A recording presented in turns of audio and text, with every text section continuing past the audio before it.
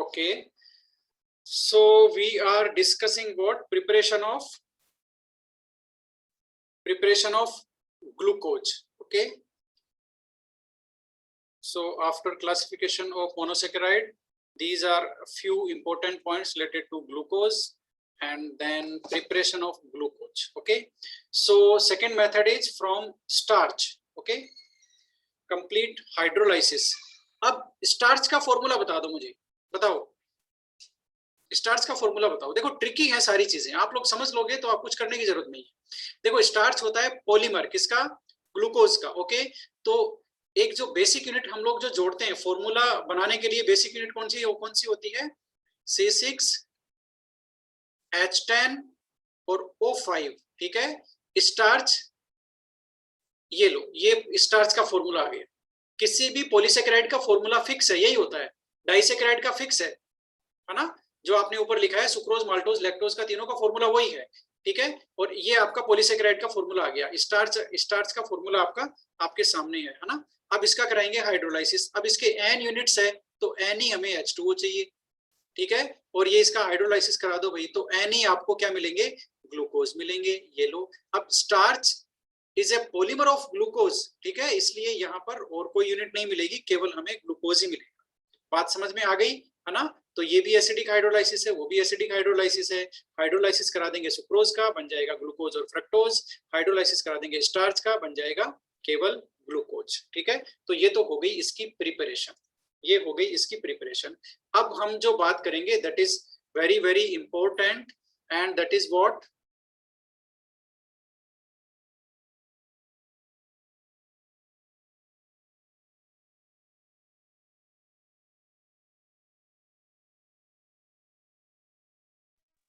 अब हम लोग जो बात करने वाले हैं वो है स्ट्रक्चर ऑफ ग्लूकोज।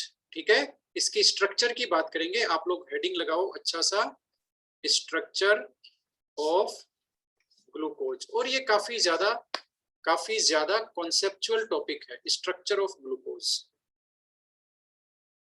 ठीक है, ओके ओके। अब हम लोग स्ट्रक्चर ऑफ ग्लूकोज की तरफ प्रोसीड करेंगे। तो सबसे पहले मैं आपको स्ट्रक्चर बता देता हूं भाई, है ना। इसकी स्ट्रक्चर कौन सी हम लोग डिस्कस करने वाले हैं? पहले हम लोग इसकी ओपन चेन स्ट्रक्चर डिस्कस करने वाले हैं। ओपन चेन स्ट्रक्चर, और ग्लूकोज की ओपन चेन स्ट्रक्चर क्या होती है फटाफट आप पहले समझ लो, फिर आप कॉपी में बना लो फटाफट। ठीक है, वो ये होती है कौन सी? CHO एल्डिहाइड, एल्डोहेक्सो से, ये तो आप जानते ही हो। ठीक है, उसके बाद में ये इसका फिशर प्रोजेक्शन है जो मैं बना रहा हूं। 1 2 3 कार्बन हो गए ना, 4th 5th और ये हो गया आपका 6th। ठीक है, ये फिशर प्रोजेक्शन बना रहा हूं मैं ग्लूकोज का। इसका स्ट्रक्चर ध्यान से देखते जाओ। पहला OH राइट साइड में, सेकेंड OH आपका ऑपोजिट साइड में जाएगा। ठीक है, फिर बाकी जितने भी OH हैं वो कहाँ आएंगे? राइट साइड में। और ये यहाँ पर H, ये यहाँ पर H। ये ग्लूकोज की स्ट्रक्चर है। इसमें सिर्फ ये वाला जो पोर्शन है, ये वाला जो क्या बोलते हैं कार्बन है, उस पे कॉन्फ़िगरेशन चेंज है, बाकी तीनों पे सेम है। ठीक है, तो सबसे पहले इनकी नंबरिंग कर देते हैं। इन कार्बन की नंबरिंग आप जानते हो, प्रिंसिपल फंक्शनल ग्रुप कौन सा है? एल्डिहाइड। नंबर 1 कार्बन ये है, ये नंबर 2 है, ये नंबर 3 है, ये नंबर 4 कार्बन है, नंबर 5, नंबर 6। ये देख लो एल्डोहेक्सोस है, एल्डिहाइड फंक्शनल ग्रुप है, 6 कार्बन एटम है। ओके, और पॉलीहाइड्रोक्सी एल्डिहाइड, राइट। इसकी डेफिनेशन आपको याद आई, optically active polyhydroxy aldehyde. Okay, तो पॉलीहाइड्रोक्सी दिख रहा है आपको, 4 OH ग्रुप्स। ठीक है, सबसे पहले आप मुझे इसमें ये बताएंगे कि ये ऑप्टिकली एक्टिव है या नहीं है। आप कैसे बताओगे कि ऑप्टिकली एक्टिव है? बताओ, is there any chiral carbon? Chiral carbon, आपको कोई भी कायरल कार्बन दिख रहा है? Yes sir.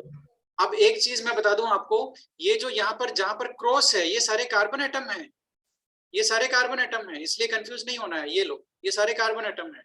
ये फिशर प्रोजेक्शन मैंने बनाया है ना, ओपन चेन स्ट्रक्चर का फिशर प्रोजेक्शन, इसलिए ये क्रॉस लिखा जाता है उसमें।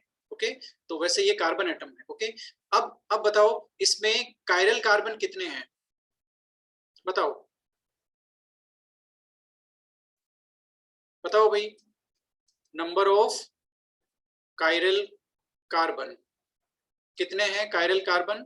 अब कायरल कार्बन का मीनिंग तो जानते हो ना, ऐसे कार्बन टेट्रावेलेंट कार्बन है ना, टेट्रावेलेंट कार्बन जिन पे 4 वैलेंसीज जो अटैच हो वो डिफरेंट हो, 4 वैलेंसीज अटैच हो वो डिफरेंट हो। ध्यान से देखो, C2, C3, C4 और C5, all these 4 carbons are chiral carbons, they have 4 different valencies attached with them, C2, C3, C4, C5। किसी को डाउट है तो बता दो अभी। C6 वाला कायरल नहीं होगा क्योंकि इसमें ये जो H2 है ना, ये से 2 हाइड्रोजन अटैच है ना इससे, तो ये सेम वैलेंसी हो गई, सेम सब्स्टिट्यूएंट हो गई, तो ये कायरल नहीं है। और CHO वाला ये टेट्रावेलेंट नहीं है, ये इसलिए कायरल नहीं है। बात समझ में आ गई? तो टेट्रावेलेंट कार्बन जिससे चारों की चारों वैलेंसीज हैं वो डिफरेंट सब्स्टिट्यूएंट से अटैच हो, दैट इज कायरल कार्बन। तो यहाँ पर कितने कायरल कार्बन हो गए बताओ जरा? 4 कायरल कार्बन हो गए, ठीक है। अब मुझे बताओ प्राइमरी OH ग्रुप कितने हो गए? How many primary OH groups are there? 1। अरे primary OH, yes primary OH देखो क्या होता है, पूरी दुनिया जानती है, CH2OH ये प्राइमरी OH है, राइट। यहाँ पर अब चाहे कुछ ही लगा दो, है ना वैलेंसी, लेकिन CH2OH है प्राइमरी OH। तो CH2OH कितने हैं? 1 है, तो 1। सेकेंडरी OH आपको बताना पड़ेगा, सेकेंडरी अल्कोहलिक ग्रुप 4, यस, है ना, सेकेंडरी अल्कोहलिक ग्रुप हो गया आपका 4। तो ये इसकी ओपन चेन स्ट्रक्चर है ग्लूकोज की, ध्यान से देख लो इसको। लेकिन केमिकल रिएक्शन प्रोसीड करने के लिए हम इस स्ट्रक्चर को थोड़ा सा कंडेंस करेंगे, ताकि बार बार हमें इतनी बड़ी स्ट्रक्चर नहीं लिखनी पड़े। तो हम उसको कैसे कंडेंस करेंगे? हम उसको इस तरह से लिखेंगे भाई, केमिकल रिएक्शंस प्रोसीड करने के लिए हम स्ट्रक्चर को इस तरह से थोड़ा सा कंडेंस कर देंगे, ये लो। अब ये थोड़ी सी शॉर्ट हो गई, हमने ये जो चारों कायरल कार्बन थे उसको सेम पैटर्न में लिख दिया, because they are secondary alcohol, CHOH, that's why CHOH and whole 4। Okay, तो ये हो गया इसकी कंडेंस स्ट्रक्चर। अब हम लोग वन बाय वन ये सीखेंगे कि ये जो स्ट्रक्चर है ना, ये कैसे बिल्ड हुई, ये स्ट्रक्चर कैसे आई, कैसे किन रिएक्शंस का ये कंक्लूजन है, ये जो स्ट्रक्चर आपके सामने दिख रही है, ठीक है। तो अब हम लोग 1 बाय 1 रिएक्शन डिस्कस करेंगे और उस रिएक्शन का कंक्लूजन डिस्कस करेंगे, ठीक है। और जिन सारे कंक्लूजन्स को कंबाइन करने से ये स्ट्रक्चर सामने आई है, ठीक है। तो रिजल्ट हमने पहले डिस्कस कर लिया कि स्ट्रक्चर ये है। अब हम ये देखेंगे ये स्ट्रक्चर बनी कैसे है, किन रिएक्शंस का कंक्लूजन है। आप ध्यान से समझना मेरी बात को, ठीक है। तो अब हम लोग जो हमारा हेडिंग ले रहे हैं वो है एविडेंसेस, लिखो आप लोग, evidences for the given structure। ये लो भाई, ये जो स्ट्रक्चर है इसके एविडेंसेस लेंगे अब हम लोग कि क्या क्या एविडेंसेस हैं जो ये बताते हैं कि स्ट्रक्चर यही होती है, ठीक है। तो सबसे पहला तो एविडेंस है कि मोलिकुलर फॉर्मूला जो डिफरेंट टेक्निक्स है मोलिकुलर फॉर्मूला प्रिडिक्ट करने की, उनसे हमने मोलिकुलर फॉर्मूला एक्सपेरिमेंटली प्रूव किया और वो क्या निकला? C6H12O6। तो ये पहला एविडेंस है कि स्ट्रक्चर यही होती है ना। सेकंड एविडेंस आप ले लो भी, सेकंड एविडेंस ले लो आप लोग, रिएक्शन विद HI। ये सेकंड एविडेंसेस है। ये रिएक्शन क्या है और ये एविडेंस कैसा है, ये हम अभी बात करते हैं। ये हम नए पेज से स्टार्ट करते हैं, कोई बात नहीं, इसको हम लोग उठा करके यहाँ ले आते हैं। ओके, यस, ठीक है। तो सेकंड एविडेंस हो गया रिएक्शन विद HI। तो रिएक्शन विद HI करने से देखो क्या होता है, फटाफट देखो। अब आपको ढेर सारी रिएक्शन लिखनी पड़ेगी और इसी फॉर्मेट में आप ग्लूकोज को लिखेंगे जिस तरह से मैंने लिखा है, कंडेंस स्ट्रक्चर, ठीक है। ये हमारा ग्लूकोज हो गया।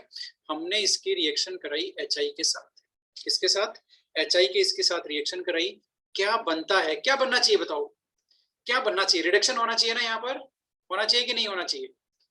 रिडक्शन यहाँ पर हो जाएगा, एल्डिहाइड और अल्कोहल सबका HI रिडक्शन कर देगा और क्या बन जाएगा वो देखो, CH3 CH2 होल 4 और ये भी CH3। ये लो भाई, ये क्या बन गया?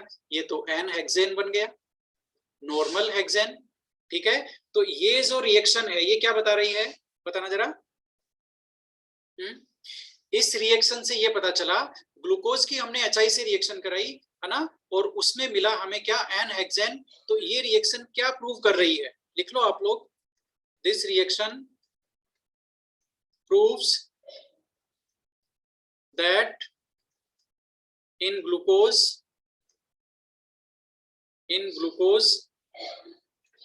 6 carbon atoms are linked in a straight chain। ये लो भाई, स्ट्रेट चेन में लिंक्ड है कौन, 6 कार्बन। कैसे पता चला हमें, देखो हमें ग्लूकोज की स्ट्रक्चर नहीं पता बेसिकली। यहाँ तो मैंने पहले आपको इंट्रोड्यूस कर दिया कि ग्लूकोज की स्ट्रक्चर ये है। आप ये मान के चलो आपको स्ट्रक्चर नहीं पता, आपके सामने सब्सटेंस है। क्या है, सब्सटेंस, सैंपल है आपके पास में। अब किसी ने आपको कहा कि इसकी स्ट्रक्चर प्रेडिक्ट करनी है, आप 1 बाय 1 रिएक्शन करा रहे हो और कंक्लूजन एस्टैब्लिश कर रहे हो, ठीक है। तो अब लेकिन रिएक्शन लिखने के लिए हम यहाँ पर सैंपल तो नहीं लिख सकते ना, हमें उसकी स्ट्रक्चर लिखनी पड़ेगी रिएक्शन समझने के लिए। इसलिए एक बार के लिए हम ये जो कंडेंस स्ट्रक्चर है उसको यूज ले रहे हैं रिएक्शन, केवल रिएक्शन लिखने के लिए, ठीक है। हमें अभी तक स्ट्रक्चर नहीं पता, हम स्ट्रक्चर डेराइव कर रहे हैं, ठीक है। तो सबसे पहली जो रिएक्शन हमने सैंपल लिया, सैंपल से हमने HI की रिएक्शन कराई, एन हेक्सेन बना। अब हम जानते हैं एन हेक्सेन में क्या होता है, 6 कार्बन एक चेन में लिंक होते हैं। तो ये हमारा पहला कंक्लूजन हो गया कि भाई ग्लूकोज में भी जो 6 कार्बन है वो एक स्ट्रेट चेन में लिंक है, ग्लूकोज में स्ट्रेट चेन में लिंक है, यहाँ कोई ब्रांच नहीं है। बात समझ में आ गई, ये यहाँ पर क्लियर हो गया। इस तरह से हम एक एक रिएक्शन से एविडेंस लेंगे। अब आ गई आपकी एविडेंस नंबर 3। इस स्ट्रक्चर के सपोर्ट में एविडेंस नंबर 3 आ गया, लिख लो आप लोग, reaction with NH2OH and HCl। ये लो, NH2OH और HCl के रिएक्शन के साथ रिएक्शन कराएंगे, और ये रिएक्शन कौन सी हो गई, ये हो गई न्यूक्लियोफिलिक एडिशन रिएक्शन। ये लो भाई, न्यूक्लियोफिलिक एडिशन रिएक्शन हो गई, ठीक है। अब कैसे कैसे रिएक्शन होगी आप जानते हो, न्यूक्लियोफिलिक एडिशन रिएक्शन आपने कराई है, एल्डिहाइड फंक्शनल ग्रुप है, प्रोडक्ट आप बना सकते हो।